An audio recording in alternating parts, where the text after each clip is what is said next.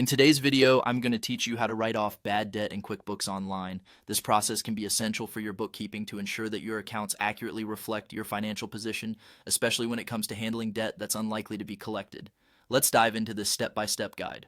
First, we need to access QuickBooks Online. Begin by navigating to your QuickBooks account. Once you're logged in, we're going to focus on setting up a bad debt expense account.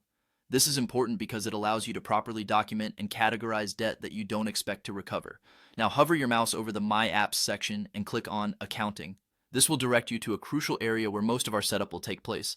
Once there, click on Chart of Accounts. You might be familiar with this section as it's where different financial categories are organized. Next, we'll create a new account. Click on the New button. This will prompt a form, and your task is to set the account type. Select Expense as the account type.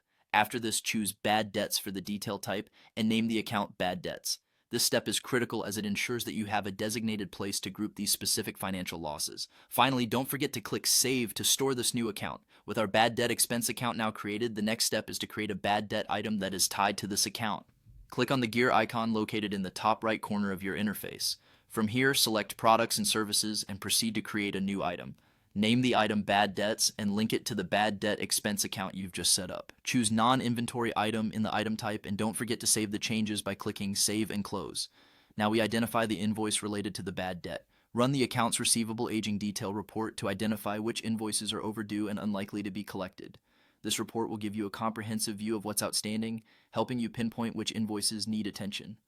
Having identified the specific invoice, it's time to create a credit memo. Hover over the plus icon and select Credit Memo. From here, choose the customer associated with the bad debt. Add the bad debts item as the product or service, and enter the exact amount you wish to write off. Optionally, you can include a note like bad debt on the statement to clarify the action taken for future reference. Save and close this memo. Finally, to ensure your records are updated, you'll need to apply the credit memo to the outstanding invoice.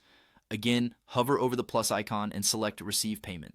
Choose the relevant customer and apply the credit memo against the invoice to clear it from your accounts. Once everything is correctly applied, click Save and Close. By completing these steps, you've successfully written off a bad debt in QuickBooks Online, ensuring your accounting records accurately depict your financial reality. Thank you for watching, and feel free to revisit for more financial insights and tutorials.